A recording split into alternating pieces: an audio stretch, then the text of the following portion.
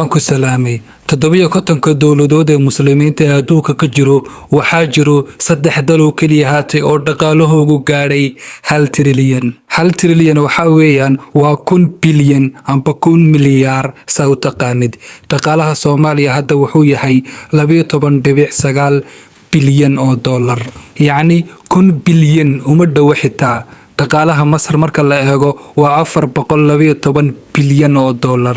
taasoo macnaheedu tahay 1 bilyan nus kale ayaa uga dhiman si uu gaadho 1 bilyan amba 1 trilyan. haddaba haddii ay la fahantay tirada 1 trilyan muuqaalka gudaha u galno waa kuwan 3 dal ee muslimiinta ee dhaqaalahoodu gaadhay 1 trilyan.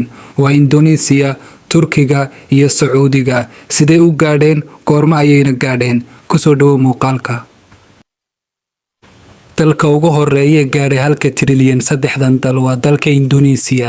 dalka Indonesia dhamaadkii shagaashamaadkii wuxuu marayay dhibaato dhaqaale iyo dhibaato amni, wuxuuna qarka u saarnaa inuu ka dhaco dagaal sokeeye kadib markuu dhacay nidaamkii Suharto oo dalka Indonesia ka talinayay muddo 30 sano ah. sanadu waxay ahayd 1998. dhaqaalaha Indonesia xilliga wuxuu marayay 115 bilyan oo dollar. 20 sano oo kaliya kadib 2018 dhaqaalaha Indonesia wuxuu gaadhay 1 trilyan oo dollar, yacni 1 bilyan oo dollar. sidee Indonesia tallaabada intaa leegu tallaabsatay 20 sano gudahood? dadka Indonesiyaanka oo aad u badnaa xilliga ilaa in ka badan 200 milyan oo qof ayay ahaayeen. dalka Indonesia waa dal aad u ballaaran oo kheyraad fara badan leh. 2 nidaamkii dictatorka ay kala furfureen, gobol walbana waxay siiyeen fursad ah inuu iskiis ku maamulo dhaqaalihiisana isticmaalo. 3 taasna waxay sahashay inuu isku furmo ganacsiga gudaha dalka dhexdiisa. taasna dowladdu waxa ugu sii dartay wadooyin waaweyn iyo kaabayaal dhaqaale. waxay kale si fiican uga faa'iideysteen petroolka iyo gaaska ay leeyihiin iyo macdanta kale sida qoryaha, kaawdshuuga, sokorta iyo dekadaheega oo aad u horumarisay sababtoo waxay ku taalaa meel istaraatiijiya. waxaa la dhahaa GDP-ga Indonesia 50% ilaa 60% waxa weeyaan waa consumption-ka gudaha, yacni dadka ayaa aad u fara badan, wax soo saarkooguna aad ayuu u fara badan yahay sida beeraha, ganacsiga gudaha.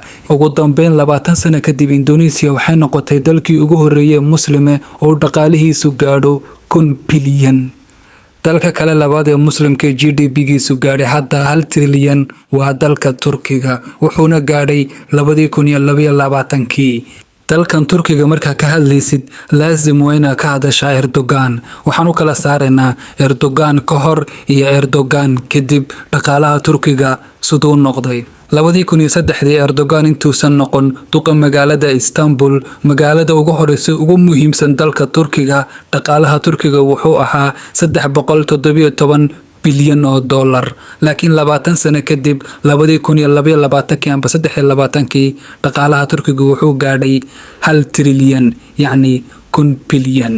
Erdogan duqa magaalada Istanbul markaa uu noqdo 2003 Istanbul wuxuu ka soo qaaday mid ka mid ah magaalada adduunka ugu iskaga badan ilaa mid ka mid ah magaalooyinka adduunka ugu nadiifsan, uguna infrastructure-ka fiican, yacni ugu dhismo hoosaadka fiican.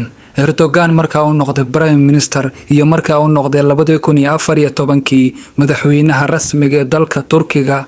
waxyaalo fara badan ayuu dalka Turkiga ka bedelay. caafimaadkii ayuu hagaajiyay oo maanta dalka Turkiga meel kasta ayaa looga imaanayaa si la isku daaweeyo sababtoo wuxuu ka dhisay dhakhtarro aad u waaweyn. waa mid ka mid ah dhakhtarrada adduunka ee Yurubba ugu weyn. waxbarashadii ayuu hagaajiyay oo maanta ardaydu adduunka daafiisa ay uga kala imaanayaan sidii dalka Turkiga wax uga bartaan. warshado aad u waaweyn oo kumanaan oo adduunka wax u dhoofiya ayaana dalka Turkiga ka aasaasmay.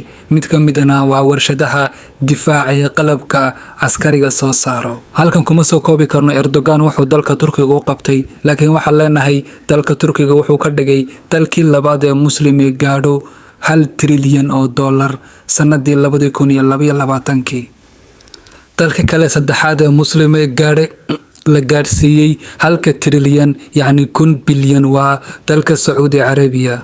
qarnigii lasoo dhaafay dalka Sacuudi Carabiya waxaa laga helay betroolkana waxaa soo saaray sharkadihii galbeedka. Ogow dalka Sacuudiga waa dalka labaad ee adduunka ugu betroolka badan, waxa ka badan kaliya Venezuela. wax soo saarka betroolka markaa u batayna dhaqaalaha Sacuudi Carabiya GDP-ga Sacuudi Carabiya waxaa la gaarsiiyay 2022 sida Turkiga $1 trilyan. saddexdan dal waxa ku soo biiri lahaa dalka loo afaraad oo muslima waana dalka Iiraan. 2009 amba 2010 dhaqaalaheegu wuxuu ku dhawaaday $600 bilyan, yacni $1 trilyan waxa uga dhanneyd $400 bilyan oo kaliya. dhaqaalaheegii ahaa $600 bilyan maanta wuxuu yahay $365 bilyan oo kaliya. Sida dhaqaalaheega waxa uu galay waa cunaqabatayntii dhaqaale ay saareen reer galbeedku Iiraan. Haddii ayna reer galbeedku cunaqabataynta saarin Iiraan, maanta Iiraan waxay isgaarsiin lahayd amba dhaqaalaheega waxay gaarsiin lahayd $1 trilyan sida Indonesia iyo Turkiga. haddaad jeceshahay muuqaalo sidan oo kale muuqaalka like saar naguna soo beer mahadsanid.